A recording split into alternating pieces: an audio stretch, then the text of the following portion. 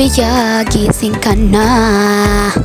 Yeah, very good. And you need to pray before anything else. And yeah, liputin mo naman yung hinigaan mo. Good morning, people of the earth and the world. It's me, your Abia. Samahan nyo ko sa productive day ko ngayong araw na ito. So marami talaga tayong gagawin ngayong araw. But first, magsasaing muna tayo. Siyempre, buksan mo muna ang bagong bigas. Charis. Yan, buksan mo ang bagong bigas. Siyempre, magsasaing muna tayo para mamaya pag uwi ko may makakain ulit ako dito sa bahay. Hindi naman yan agad-agad napapanis dahil maaga pa din naman. So yan, saing-saing, linis-linis. Pupunta lang naman tayo sa church ngayong araw kasi may practice tayo doon at maglilinis din tayo doon. So syempre, linisin natin na maayos yung bigas para healthy lifestyle tayo dahil adulting na nga.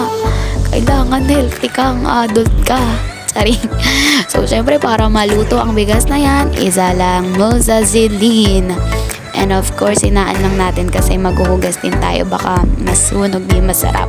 So, mag-iipit tayo ng buhok.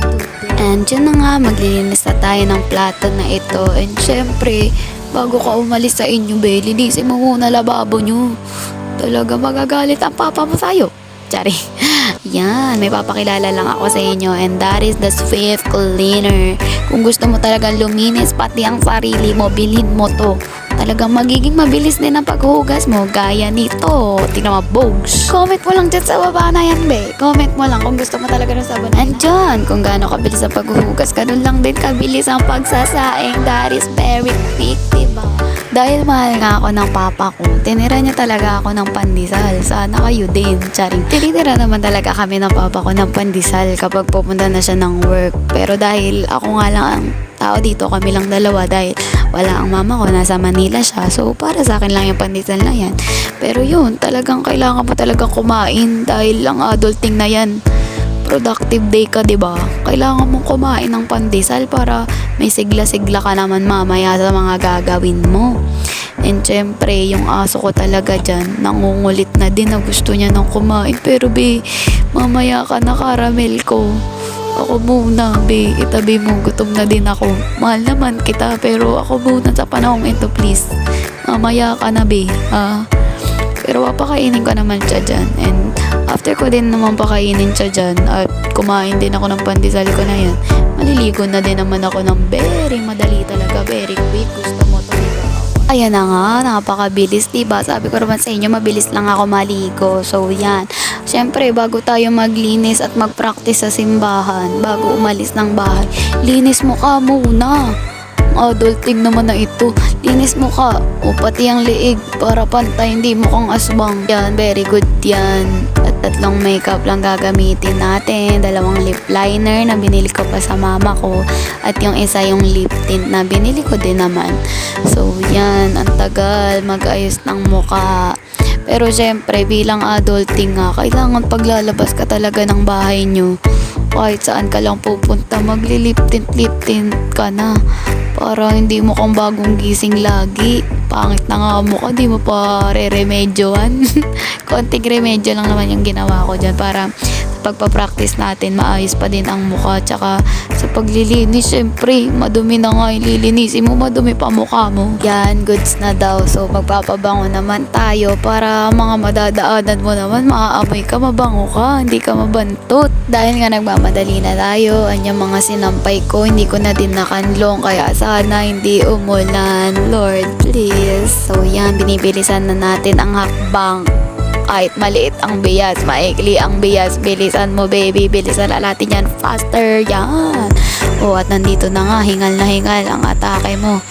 O, yan, may papakita ko sa inyo. This is the tulay.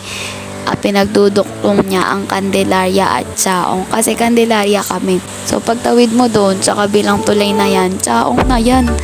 Kaya talaga magugulat ka na lang. So yan, habang naghihintay ako ng ilang minuto lang, dumating na din naman agad yung sundo ko, yung ka-churchmate ko. Kasi nga nagpasundo lang ako sa kanya. Kasi nga anong oras na din yan. Wala na tayong masasakyan. Hindi yan. Bumiyahe na nga kami at mga ilang minuto lang din ang aming pagbabiyahe. Nandito na kami sa church. Kaya salamat boy sa paghatid. Salamat. And yan, nandito na ako. Ito si Kuya Russell and si Julie. May unting chismisan lang din kami niyan. And after that, yan, nagsaing na naman ako. Pag nagsaing ka sa inyo, magsaing ka din sa church. Siyempre, konting sipag-sipagan. Charing.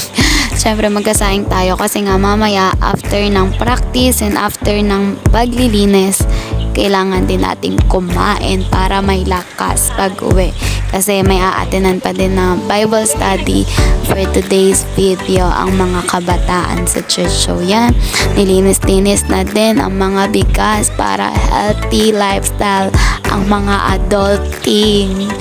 So yan, linisin ang kanin para malinis talaga. Siyempre, lilinisin mo para malinis. Ano ba? After ko nga mag-ugas yan, dumating na din ang aming mga seniors at nag-practice na kami. Yan, nag-soundcheck lang ang aming mga seniors and that is our leader. Bago mag-practice, magpe-pray muna tayo and yan, practice na.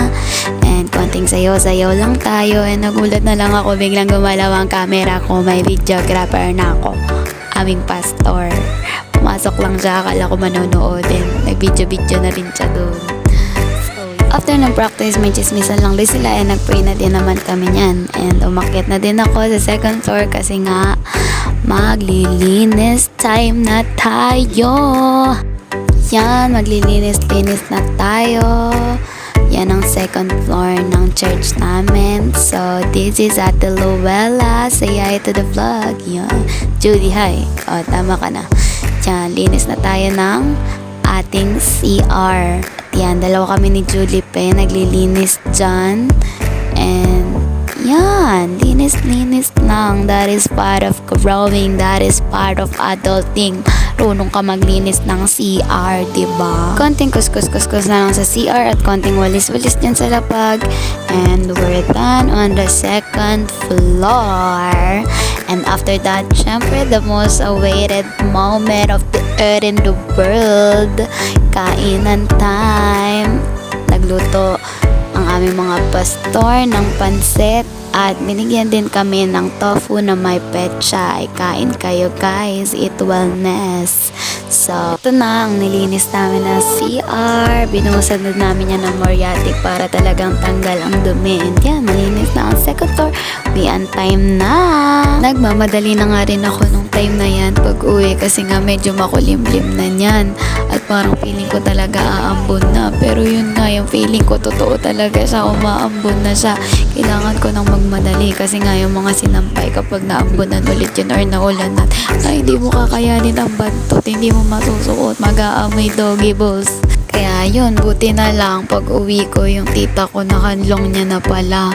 Kaya makakahinga na ako ng maluwag. Salamat po ng marami. That's it, people of the year in the world. This is not so mini vlog dahil sobrang haba niya na. Kaya thank you for watching and I hope you enjoy it. Bye! Love you all. God bless you all. Mwah.